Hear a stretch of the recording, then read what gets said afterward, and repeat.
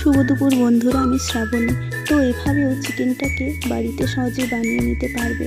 তো প্রথমে চিকেনটাকে ক্লিন করে নিয়ে তাতে তেল, নুন, হলুদ, জিরে গুঁড়ো, ধনে গুঁড়ো, গরম মশলা গুঁড়ো, পেঁয়াজ, আদা রসুন বাটা, 1 চামচ ভিনিগার, 2 চামচ মতো সয়া সস, 1 চামচ কাজু বাদাম বাটা দিয়ে ভালো করে মাখিয়ে নিতে হবে।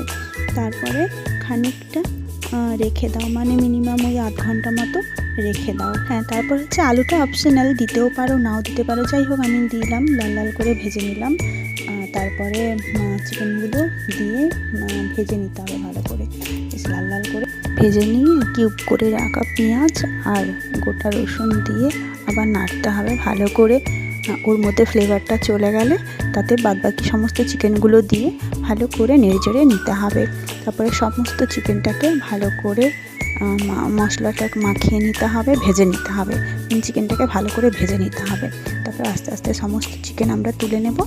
তো তুলে নিয়ে বাদবাকি আবার পেঁয়াজ দেবো, আদা রসুন বাটা, পেঁয়াজ বাটা, লঙ্কা বাটা বা কাঁচা লঙ্কার গুঁড়ো, কাজু বাদাম বাটা হালকা সব দিয়ে ভালো করে যতক্ষণ না মশলাটাতে তেল ছাড়ছে ততক্ষণ কষিয়ে নেব। তারপর সমস্ত চিকেনটা দিয়ে ভালো করে নাড়াচাড়া করে হালকা জল দেব। তারপরে চিকেনটা মোটামুটি রেডি হয়ে যায়। সবশেষে দুধের সঙ্গে একটু কেশর দানা দিয়ে দিলেও খুব সুন্দর হয়। তো শুভ দুপুর বন্ধু।